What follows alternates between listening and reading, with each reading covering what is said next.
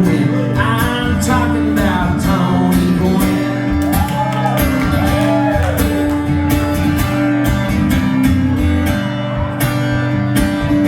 I can give you 3,141 reasons. Played for San Diego for 20 seasons. When he stepped to the plate, he had no fear. Won 8 batting titles in his career. Hey, number 19, running in the right field, grass so green. When you played that game, you played to win. I'm talking about Tony Gwynn.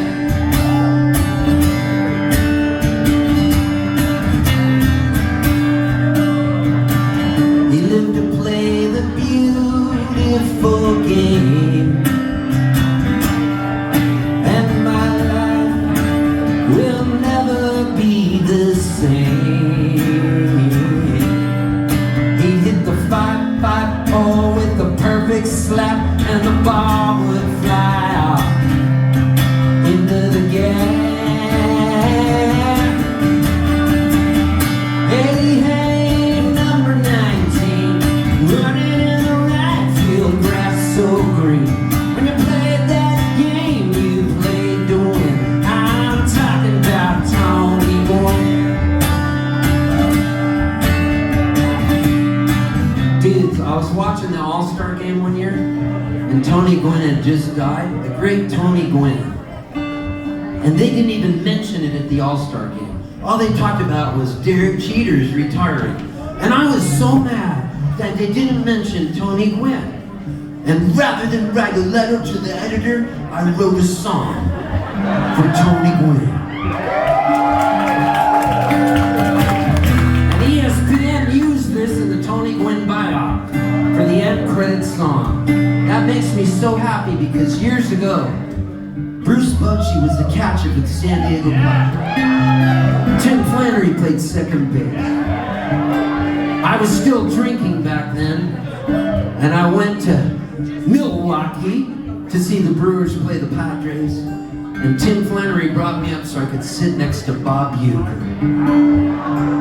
And then he sat me next to the late great Jerry Coleman, the voice of the Padres. And then they said, would you like to run the sausage races in the 7th inning? Where they have 5 sausages. And guess what they dressed me up as? Polish sausage. Talk about profiling there. And out of 5 sausages, I took 5th place. It's on YouTube tonight when you go to sleep before you make love to your significant other. Here, let's watch Steve Poltz lose in the sausage races in Milwaukee. But at the beginning of the game, they said to me, how would you like to get into the outfield and shag fly balls while Tony Gwynn takes batting practice? I couldn't believe it. They brought me to the outfield. And then Bruce Bochy let me sing a song to the Padres. Bruce Bochy became the manager. I got really drunk in Milwaukee and I couldn't open his minibar, so I threw it out of the 20th floor of his hotel. And Bruce Bochy said to me, Poltzy, you owe me $847 for a minibar. And then one day they flew me up to sing the national anthem at the Giants game on Memorial Day.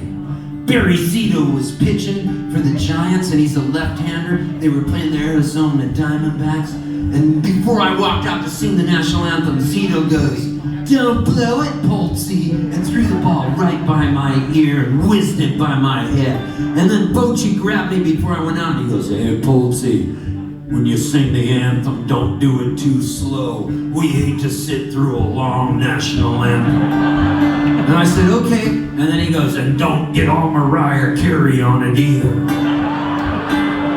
And then the Air Force said to me, listen, kid, when you say for the land of the free and the home of the brave, if the fighter jets aren't flying over at that moment, extend the song, because we can't have it end. And I go, what do you mean you want me to extend it? You want me to write another verse for our national anthem? And he goes, just extend it.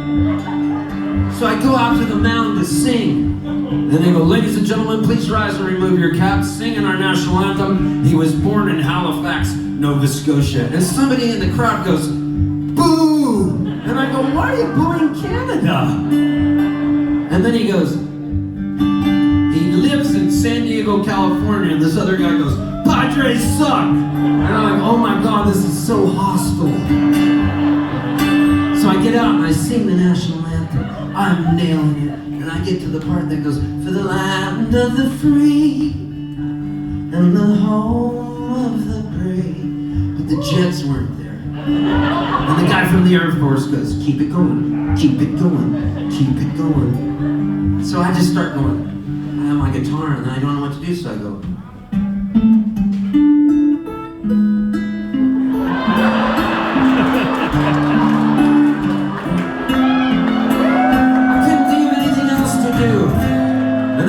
In my ear they go, we don't want any Led Zeppelin in our ballpark, boy.